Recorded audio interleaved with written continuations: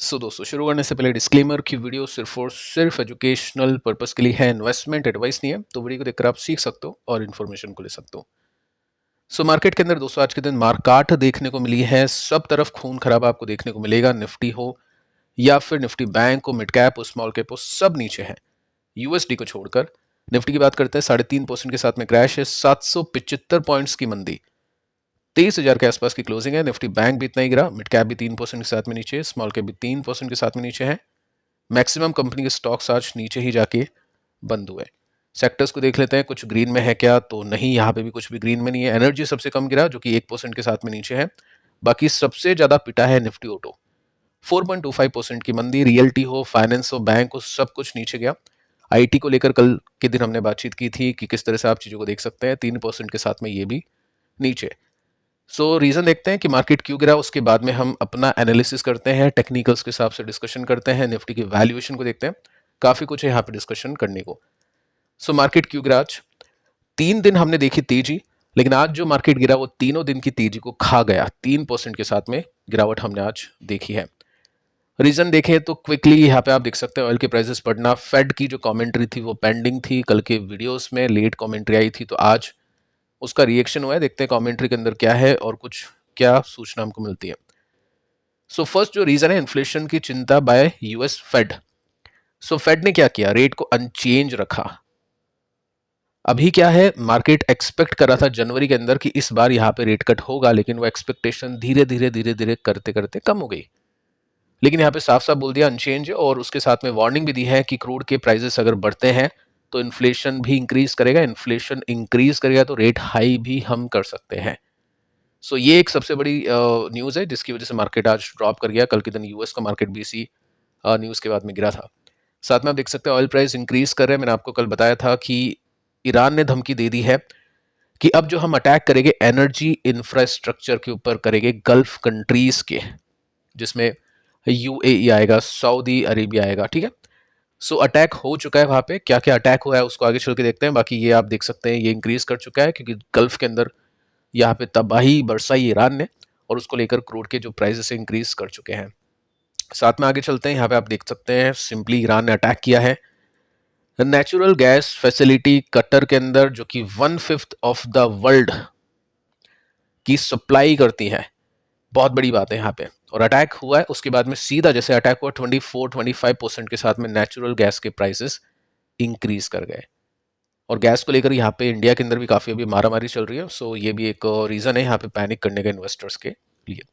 उसके बाद में एचडीएफसी बैंक, किसी ने सोचा नहीं था कि एचडीएफसी बैंक 8% के साथ में क्रैश करेगा। 8% के साथ में बहुत बड़ा क्रैश यहाँ पे आज हमने ओपनिंग में देखा है। कल एडीआर गिर गया था इतना, और उसका रिएक्शन आज इंडियन स्टॉक में भी देखने को मिला। इसके पीछे का रीजन है, देखिए चेयरमैन ने और इंडिपेंडेंट डायरेक्टर ने रेजिग्नेशन दे दिया है, रिजाइन दे दिया है। अब यहाँ पे आप देखिए पार्ट टाइम चेयरमैन है, फुल टाइम नहीं है। मार्केट क्या करता है, कभी कभी ओवर रिएक्शन देता है। अब ये सही में ओवर रिएक्शन है या फिर नहीं, उसको अगली वीडियो में अपन चर्चा का विषय बनाएंगे, क्योंकि बैंक्स अच्छे अच्छे बर्बाद हुए हैं। येस बैंक भी पहले किसी टाइम पर एचडीएफसी बैंक की तरह हुआ करता था, लेकिन अभी के समय सिचुएशन आप उसकी देख सकते हैं, ठीक है। तो उसके अगेंस्ट में जो रेजिग्नेशन दिया है, की मिस्ट्री को यहाँ पे अपॉइंट कर दिया है, ठीक है। लेकिन इन्वेस्टर्स को अभी भी ट्रस्ट नहीं है कि छोड़ा क्यों है, देखो उसको लेकर भी आगे चल के अपन बातचीत करेंगे डिटेल में। साथ में ग्लोबल मार्केट अभी गिरे हैं। अगर आपने एशियन मार्केट की ओपनिंग देखी 2-3% के साथ में क्रैश, कल के यूएस मार्केट अगर आपने क्लोजिंग देखी तो जैसे ही फैट का बयान आता है उसके बाद में क्रैश मार्केट हुए थे। तो सब चीजें चल रही है मार्केट के अंदर, वॉर चल रही है, ये है वो है। लेकिन अब इसके अंदर फेड भी आ चुका है, और एक रेट हाइक या रेट कट नहीं होने का जो इंडिकेशन है वो भी अब यहाँ पे शुरू हो चुका है। एफआईज ने सेलिंग की थी, देखो कल मैंने आपको कहा था कि 3 दिन से शॉर्ट कवरिंग अपन देख रहे हैं। इतने सारे शॉर्ट्स बन गए, इतने सारे शॉर्ट्स बन गए कि इन्वेस्टर उसको, ट्रेडर मतलब, उसको धीरे धीरे कवर कर रहे हैं। अगर 100 लोगों ने शॉर्ट किया तो एक दिन में 100 तो कवर करेगी नहीं, 50 ने किया, उसके बाद में 30 ने किया, उसके बाद में 20 ने किया। तो इस वजह से यहाँ पे तेज हमने देखी। शॉर्ट कवरिंग का कैसे पता चला, क्योंकि एफआईज ने कैश में बाइंग नहीं करी, तो ऑब्वियस है एफएनओ के अंदर ये काम हुआ है, इस वजह से मार्केट को ऊपर लेकर गए हैं। उसके बाद में आपने ये देखा कि आज के दिन मार्केट गिरा क्योंकि वापस से अब शॉर्ट बिल्ड होना शुरू हो चुके हैं। आज के दिन हो सकता है एफआईज ने भी बड़ी बिकवाली की होगी। यहाँ पे आप देख सकते हैं कल का डेटा जिसमें नैस्डैक क्रैश कर गया जैसे ही फैट का कमेंट आया, तो इंडियन मार्केट तो कैसे नहीं गिरेंगे। साथ में इसके बाद में आप देख सकते हैं फेड की जो मीटिंग है उसका रिकैप के अंदर आपको सुनने को मिलेगा कि इन्फ्लेशन नीचे नहीं आ रहा है जितनी हमने उम्मीद की थी। तो रेट कट क्या होता है, उम्मीद के हिसाब से होता है कि फेड को लग रहा है कि यार इन्फ्लेशन यहाँ पे आ चुका है, अगली बार यहाँ पे आएगा तो हम रेट कट कर देंगे, लेकिन उम्मीद के हिसाब से चीज़ें नहीं होगी तो फिर रेट हाइक कर सकते हैं या फिर रेट को काफ़ी लंबे समय तक अनचेंज रख सकते हैं। काफ़ी लंबे समय तक अगर रेट अनचेंज होगी ना तो भी इम्पैक्ट होगा स्टॉक मार्केट के ऊपर, क्योंकि वहाँ पे बॉन्ड में और ये जो भी सेफ एसेट होती है उसके अंदर इन्वेस्टिंग होगी, जो मैं आपको काफ़ी टाइम से बता रहा हूँ। ऑप्शंस में मैं आपको बता रहा हूँ कि कैसे आप उन एसेट्स में इन्वेस्ट कर सकते हैं, कैसे आप बॉन्ड्स खरीद सकते हैं, किस तरह से आप चीज़ों को प्ले कर सकते हैं, किस तरह से आप कैश को रख सकते हैं, लिक्विड रख सकते हैं, जो कि इस मार्केट के अंदर काफ़ी इंपॉर्टेंट है। ठीक है, तो यही सब चीज़ें अभी चल रही है, मार्केट के अंदर से लोग पैसे निकाल के वहाँ पे डिपॉजिट कर रहे हैं। अब देखिए दोस्तों, ये तो हो गई न्यूज़ जो आपको वेबसाइट्स के ऊपर देखने को मिलेगी। थोड़ा सा हम इसको डेप्थ में देखते हैं कि सिचुएशन क्या है, उस हिसाब से अपन आगे की एक्सपेक्टेशन करना शुरू कर सकते हैं। सो 1 बजे के आसपास की न्यूज़ आती है कि ड्रोन्स ने टारगेट किया कुवैत की अब्दुल्ला रिफाइनरी के ऊपर। ठीक है, तो उसकी वजह से वहां पे आग लग गई और ये सब डैमेज हुआ है। अब ये क्या है, रिफाइनरी को टारगेट बना रही है ईरान। और ईरान के ड्रोन देखो ऐसे हैं जो डिटेक्ट नहीं होते हैं, ट्रैक नहीं होते हैं, क्योंकि ये प्लास्टिक के ड्रोन्स के साथ में हमला करते हैं, तो वो मेटल का नहीं है, तो उस वजह से यहाँ पे इनकी जो एयर डिफेंस है उसको डिटेक्ट नहीं कर पाता है, उसको रोक नहीं पाता है। ठीक है, तो ये सब चीज़ें आप यहाँ पे देख सकते हैं। तो ट्रंप, यूएस और इसराइल यही फोकस करे कि इनकी जो ड्रोन की फैक्ट्री है वहाँ पे ही अटैक करे, लेकिन इतने सारे ड्रोन फैक्ट्रीज हैं, सब कुछ अटैक करना डिफिकल्ट है। सो ड्रोन सभी के समय तबाही मचाते हुए दिखाई दे रहे हैं। इसके बाद में आप देख सकते हैं यहाँ पे आपको दिखाई देगा कि सऊदी डिफेंस मिनिस्ट्री ने इंटरसेप्ट की है बैलिस्टिक मिसाइल, जो कि एक ऑयल फैक्ट्री के ऊपर जा रही थी। साथ में आप देख सकते हैं जिस ऑयल फैक्ट्री के ऊपर जा रही थी वहां पे हॉल्ट हो चुकी है ऑयल लोडिंग, यानी इंटरसेप्ट कर दी, उसको मिसाइल को रोक दिया, लेकिन ऑब्वियस है यहाँ पे लोग चले जाएंगे, ऑब्वियस यहाँ से खाली कर देंगे, तो लोडिंग वहां पे रुक चुकी है। सो अब इनका निशाना ये ऑयल कंपनीज हो चुकी है और इसकी वजह से क्रूड के जो प्राइस है वो तेजी से ऊपर जाएगी। ईरान के पास में यही हथियार है, ईरान और कुछ नहीं कर सकता है, बस ये कर सकता है। इस वजह से क्या होगा, प्रेशर आएगा ग्लोबली इसराइल के ऊपर, यूएस के ऊपर, कि रोको खत्म करो, नहीं तो फिर इकोनॉमी खत्म होगी। साथ में आप देख सकते हैं ईरान के जो आर्म फोर्स है उन्होंने ये बताने की कोशिश की है कि retaliation for energy infra attack continues, यानी हम करते रहेंगे एनर्जी इंफ्रा के ऊपर अटैक। और यहाँ पे आप देख सकते हैं वार्निंग दी है कि स्ट्रॉन्ग रिटेलिएशन होगा और फ्यूचर के अंदर भी हम काफ़ी एनर्जी इंफ्रा के ऊपर अटैक करने वाले हैं। ठीक है, तो ये क्रूड के प्राइसेस को ऊपर पहुंचाएगी। साथ में आप देख सकते हैं ट्रेडर्स अभी इंक्रीज कर चुके हैं बैट बैंक ऑफ इंग्लैंड की रेट हाइक के लिए। सबसे पहले क्या करता है, बैंक ऑफ जापान ऊपर करता है रेट को, उसके बाद में बैंक ऑफ इंडिया भी बैंक ऑफ इंग्लैंड भी ऊपर करता है रेट को। एक्सपेक्ट करें 50 बेसिस पॉइंट्स का हाइक 2026 के अंदर। उसके बाद में फेड रेट हाइक करता है, उसके बाद में इंडियन जो आरबीआई है वो रेट को हाइक करता है।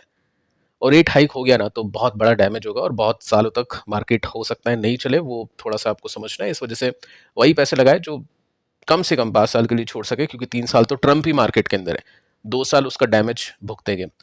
और कैश रखना काफ़ी इंपॉर्टेंट है इमरजेंसी फंड के लिए भी, ताकि आपको स्टॉक जब आपको पैसे की नीड हो तो आपको नीचे बेचने ना पड़े।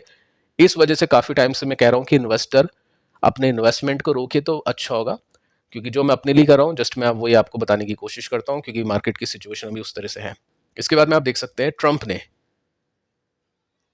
कंसीडर किया है deploying 1000 of additional US troops middle east. हजारों एडिशनल ट्रूप्स है ना जो आर्मी है वहाँ पे डिप्लॉय होने वाली है। सो चीज़ें तो एस्केलेट हो रही है और चीज़ें रुकेगी नहीं, ऑब्वियस है। यहाँ पे 4-5 हफ्ते तो जब तक ट्रंप है चाइना से मीटिंग नहीं कर रहा, जब तक तो नहीं रुकेगी, वो चीज़ अपन ने पहले ही समझ ली थी। अब ब्रेंट को देखें तो ब्रेंट आज भी ऊपर गया, थोड़ा सा नीचे आया है, लेकिन स्टिल 3% ऊपर है। और साथ में निफ्टी की सिचुएशन में आपको बता चुका था। देखिए टेक्निकल्स किस तरह से हेल्प करते हैं, डेटा किस तरह से हेल्प करता है। जो भी लोग बाय कर चुके थे, इंडिकेशन नहीं था यहाँ पे, रिवर्सल के लिए अपन वेट कर रहे थे कि यहाँ पे कंफर्मेशन थी, लेकिन रिवर्सल यहाँ से होना था। और मार्केट ने खुद ने बचाया है आपको कि जो भी कैश डिप्लॉय कर रहे थे उनको और सस्ते में अभी चीज़ें मिलेगी। तो टेक्निकल सीखने के लिए वीडियोस को देख सकते हैं, कोई रॉकेट साइंस के साथ नहीं बताता हूँ आपको कि ये इंडिकेटर, वो कैंडल, ये वो, बिल्कुल सिंपल तरीके से मैं आपको समझाता हूँ चीज़ों को। ठीक है, तो यहाँ पे हमने देखा कि रिवर्सल हुआ नहीं आज, और उसके बाद में क्या हुआ, जो भी 3 दिन तेजी बनी थी वो सब चली गई। अब यहाँ से एक्सपेक्ट किया जा सकता है कि मार्केट और नीचे गिरे, ये सपोर्ट भी टूट जाए। ऐसा मैं क्यों कह रहा हूँ, क्योंकि ये जो पैटर्न है ना ये कंटिन्यू होगा। सेल ऑन राइज का थोड़ा सा ऊपर जाता है, उसके बाद में नीचे जाता है। सो सेल ऑन राइज का पैटर्न अभी मार्केट के अंदर बना हुआ है। जैसे ऊपर जाता है मार्केट के अंदर शॉर्ट करते हैं लोग, वही पैसे कमा पाते हैं। जो लॉन्ग करते हैं या जो बाय करते हैं उनको पैसे नहीं बनते। साथ में देखिए दोस्तों, यहाँ पे हम एक्सपेक्टेशन कर सकते हैं कि अब जो मेजर सपोर्ट है वो ये है। मैं आपको ऑलरेडी बता चुका था, यहाँ से जैसे ब्रेकडाउन अपन ने देखा कि कोई मेजर सपोर्ट नहीं है, कुछ काम नहीं आएगा, सीधा ये काम आएगा।